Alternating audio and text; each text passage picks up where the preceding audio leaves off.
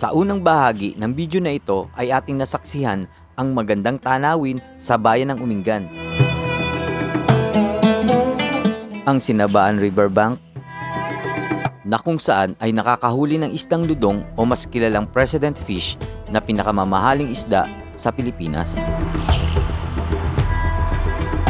Sa araw na ito, ang ating destinasyon ay ang Sky Plaza, na kung saan ito ay itinayo sa burol ng Caraballo Mountain.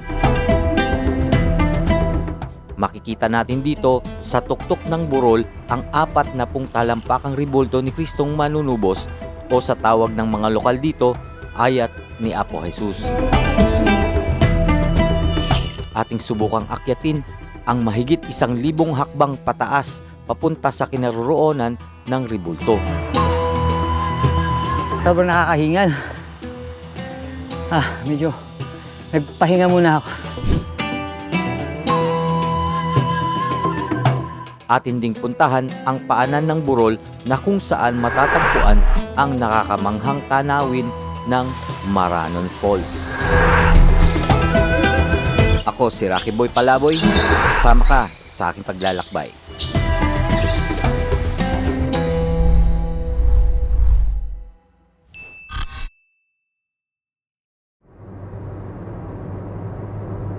Umpisahan na natin ang paglalakbay. Mula dito sa bayan ng Umingan ay babiyahe tayo ng 30 minuto patungo sa bayan ng Natividad.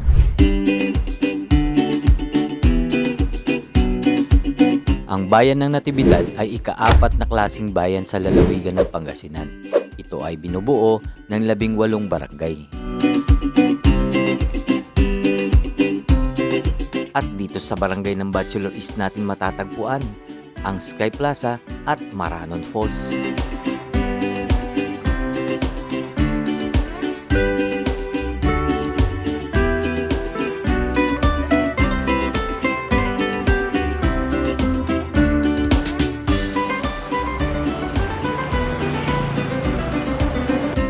At pagkatapos ng 30 minuto, narating din natin ang bayan ng Natividad.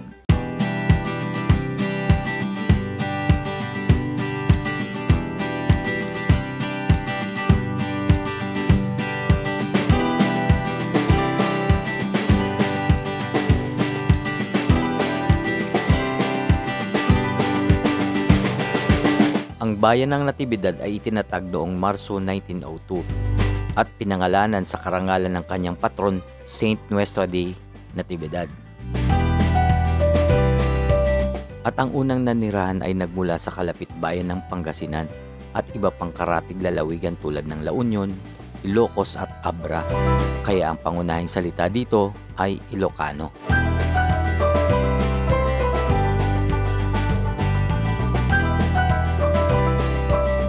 Ito ang kanilang munisipyo. Kapansin-pansin ang nakakamanghang disenyo nito. Animoy isang palasyo, kaya ito ay tinaguri ang Natividad Palace.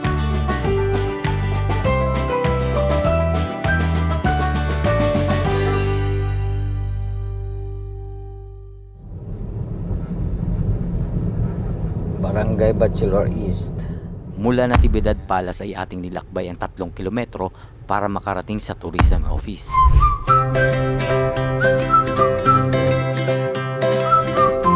Welcome to Natividad Tourist Park, Pila Resort, Maranon Falls, Sky Plaza.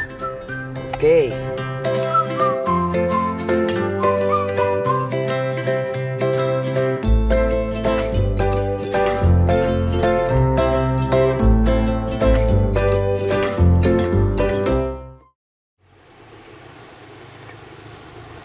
Bayad muna tayo, guys. At bago ka makapasok sa loob ay kailangan mo munang dumaan sa Tourism Office.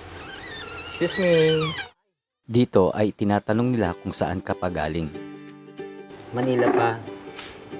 Saan po kayo pupunta, sir? Sky Plaza lang. Rocky Boy. Ang bayad o entrance ay 20 pesos lang. Pwede ka nang mamasyal sa Sky Plaza at pagkatapos ay pwede ka na ring magtampisaw sa Maranon Falls. So, paakit na tayo.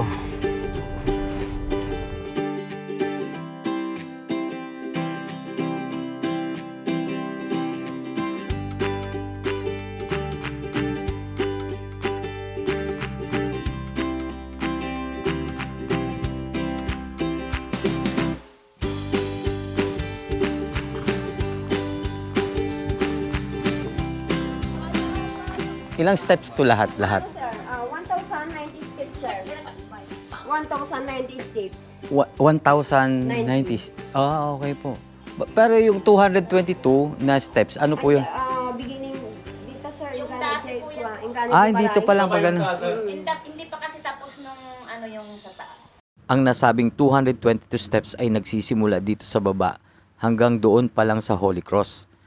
Ayon sa mga lokal na napagtanungan natin dito. Kasi meron kaning kung pumupunta sa sa taas. Oo. Binibilang na yung hagdan. Okay. Tama, ma'am, yung sinabi mo sa amin, 1,090 steps. Oo. Kaya kami pagod. Huwag na natin patagalin pa, subukan na natin akyatin at tuklasin ang ganda ng tanawin dito. Simula dito, makikita nyo, papunta doon 1,000 steps. Kaya samahan nyo ako. Dito tayo maglalakad.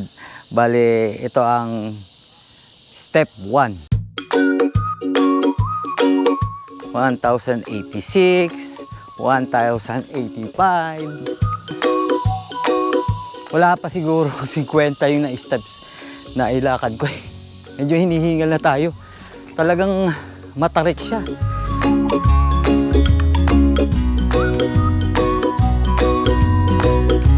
Siguro mga 100 stairs pa lang makikita mo tong kulay blue na building at may mga tindahan sa loob niyan. Meron ding CR na makikita dito. At dito makikita niyo sa aking likuran may zipline hanggang dito. Tuloy-tuloy pa tayo at wala pa tayo sa 1/4.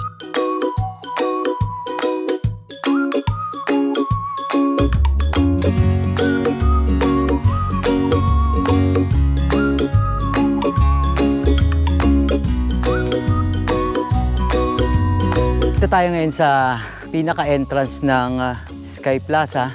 Ay akala natin yun na ang simula. Yung pala dito pa lang tayo magsisimula ng ating journey.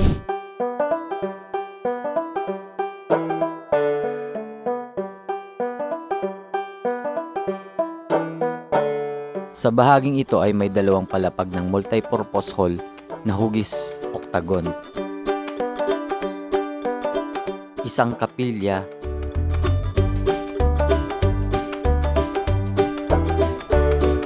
isang zipline, Siguro mga 100 meters ang layo simula dito.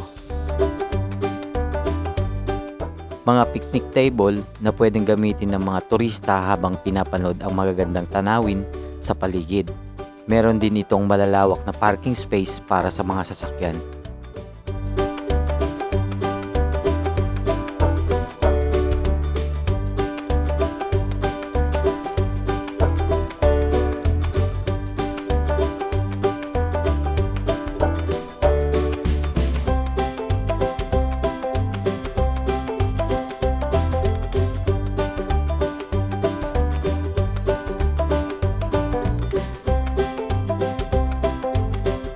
Lamig ng tubig. Fresh na fresh.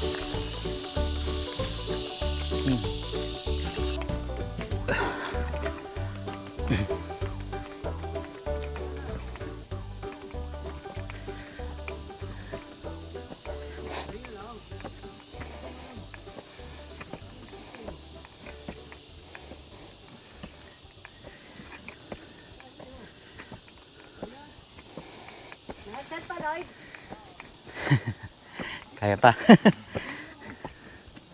Pag ilang steps na daw po ito? Hindi ko rin nabilang eh. 300 steps na po ito eh.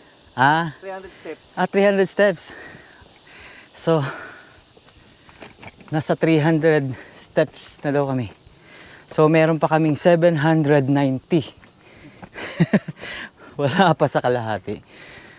Pero, ang kagandahan, habang binubuno mo yung 1,090, nalilibang ka sa mga nakikita mo. Sobrang ganda. At sobrang ganda sa paningin dahil buhay na buhay ang mga puno. Nakikita nyo, ayan oh. Medyo hinihingal po tayo. Pero parang hindi ka hirap sa paghinga. Siguro dahil sa mga puno na nakapaligid, parang nagbibigay sa'yo ng hangin. Yun. Tara.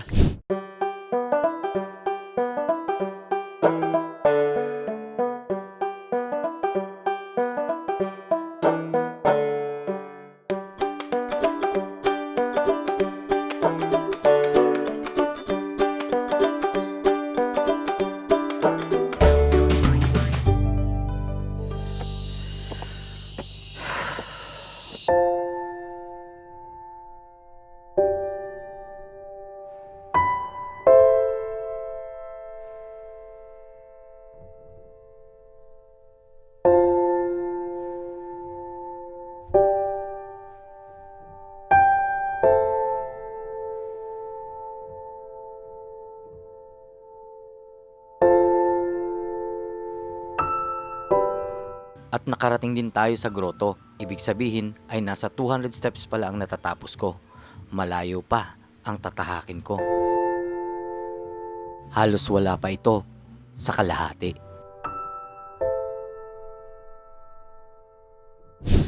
Nakakaaliw. Makakita ka ng mga ganito. Sa Manila wala ka makitang mga bayabas. Diba? Dito naman, makikita mo yung dinaanan natin, puro siya pine tree. Papunta sa baba. Ayan, nakikita mo siya. Talagang napakaganda.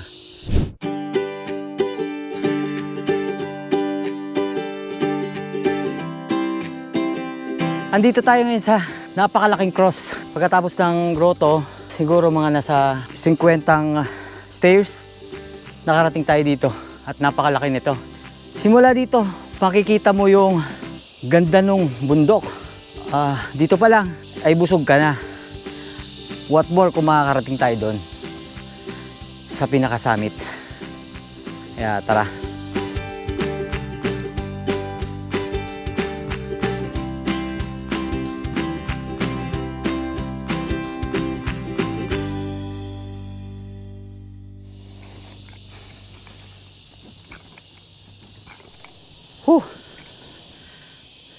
Grabe. Sobrang nakakapagod. Pero nawawala yung pagod mo pag ganito yung nakikita mo. Napakaganda.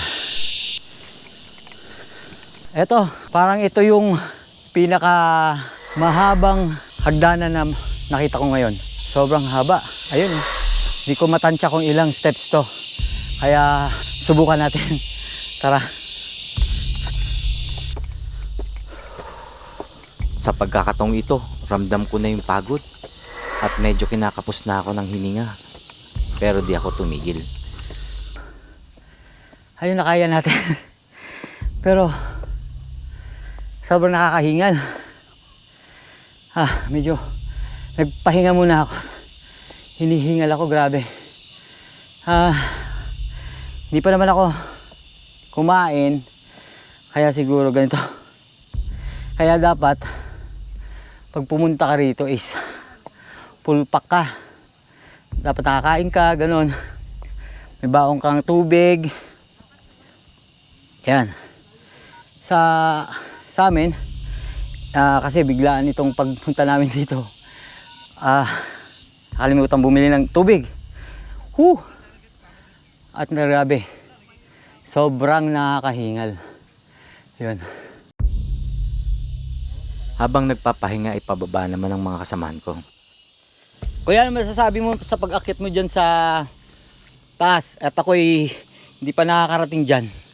Ang masasabi ko, mahirap pero masarap sa pakiramdam. Kasi bukod sa na-exercise ka na, parang kuwan mo pa, nalapit ka kay Lord. Ayun eh.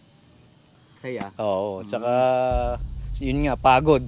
Ikaw kuya, anong pakiramdam at pawis na pawis ka? Grabe, mahirap po pero pag narating mo naman yung tuktok, masaya naman dahil kita mo lahat ng magagandang tanawin. Sulit naman nung pag-akyat mo dahil talagang kitang-kita mo yung view, ang ganda talaga. Sariwang hangin na malalanghap. Hindi mausok. Kaya maganda sa katawan talaga. Ito, kuya, ikaw anong... Maganda sana eh. Pakapagod pa kami dito, may elevator pala sa kabila. Pupuntahan ko yung management.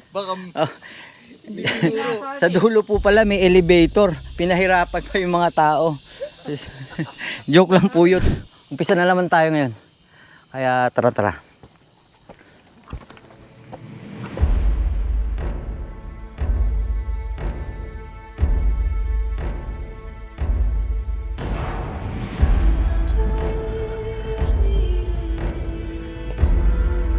Ilang hakbang na lang ay mararating na natin ang tuktok.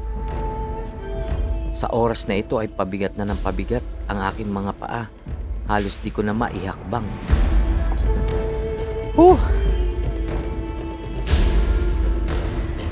Pero di ako tumigil dahil pagkatapos nito ay di mabayarang kasiyahan ang nag-aantay.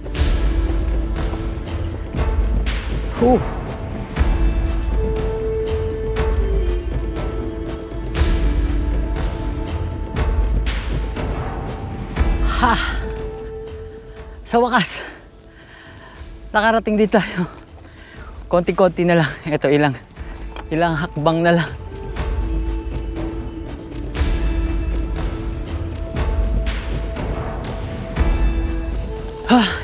Ito, ilang hakbang na lang.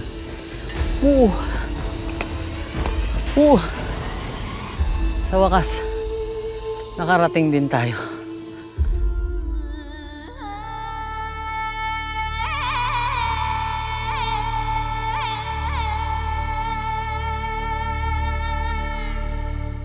Ang Sky Plaza ay isang pampublikong parke at viewing deck na kung saan tatangkilikin ng mga turista ang mga nakakamanghang tanawin ng Natividad. Ito ay nakatayo 1,108 meters above sea level. Kaya maituturi itong isa sa pinakamagandang atraksyon dito sa Pangasinan.